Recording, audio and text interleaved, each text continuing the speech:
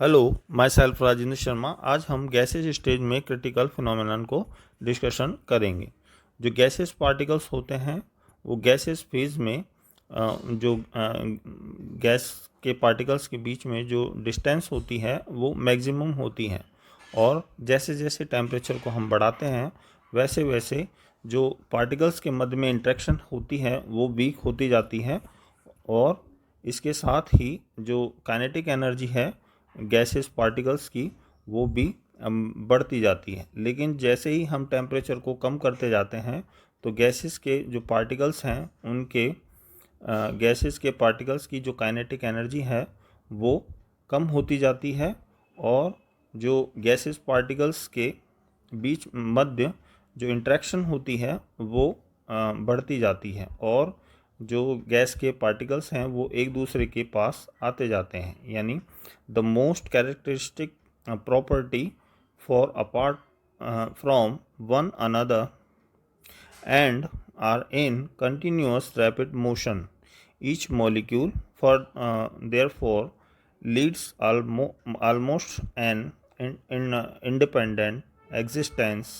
This is particularly so when temperature is high and pressure is low. However, as the temperature of a gas also decrease at a sufficiently low temperature, some of the slow moving molecules cannot resist the force of attraction, and they come closer and closer, and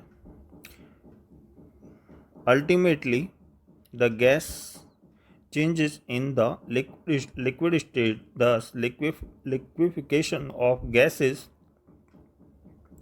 results from decrease of temperature. यानी जैसे जैसे हम temperature को कम करते जाते हैं तो gas के पार्टिकल्स की जो काइनेटिक एनर्जी है वो डिक्रीज़ होती जाती है, और जो पार्टिकल्स हैं वो एक दूसरे के पास आते हैं, और गैस जो फेज़ है वो लिक्विड में कन्वर्ट होती जाती है। इसी को हम लिक्विफिकेशन कहते हैं।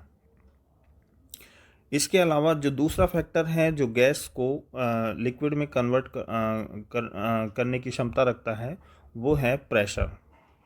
यानी प्रेशर को हम जैसे जैसे बढ़ाते हैं वैसे वैसे जो गैस के पार्टिकल्स हैं वो एक दूसरे के पास आते जाते हैं। यानी गैस का जो वॉल्यूम है वो कम होता जाता है, और अल्टीमेटली गैस के प्रेशर को बहुत अधिक बढ़ाने पर गैस जो है वो लिक्विड में कन्वर्ट होने लगती है। यानी increase of pressure has also the effect of bringing the gaseous molecules closer and closer to one another due to decrease in volume. This is an addition helpful factor in converting a gas into liquid. Thus, increase of pressure and decrease of temperature both tend to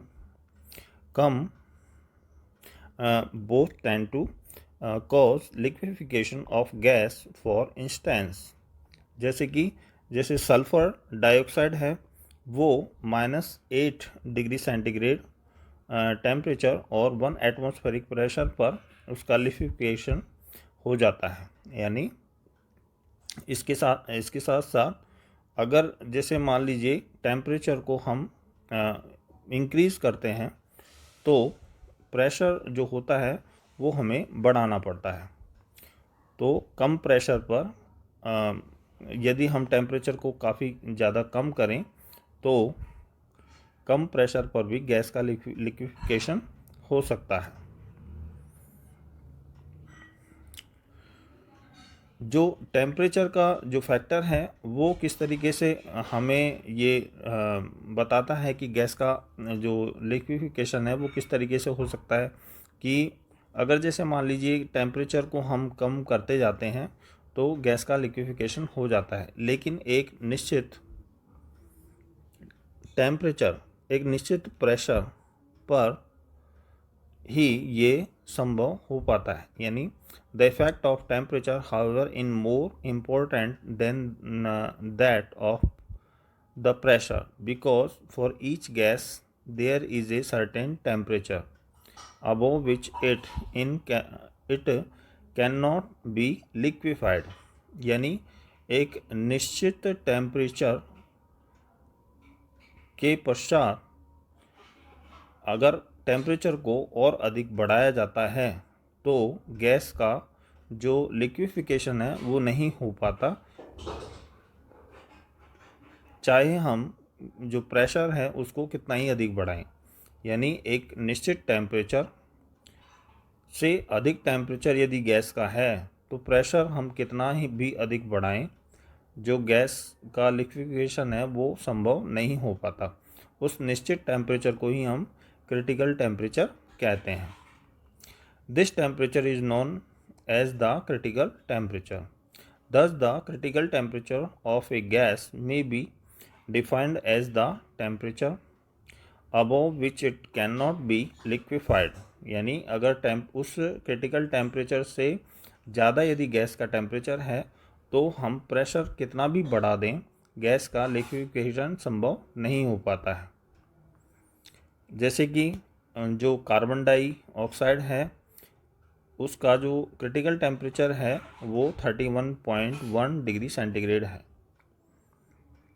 this mean that it is not possible to liquefied carbon dioxide above 31.1 degree centigrade by any means. यानी यदि carbon dioxide gas का temperature 31.1 degree centigrade से अधिक है तो हम pressure को कितना भी अधिक बढ़ा दें, उस गैस का यानी कार्बन डाइऑक्साइड गैस का लिक्विफिकेशन नहीं कर सकते।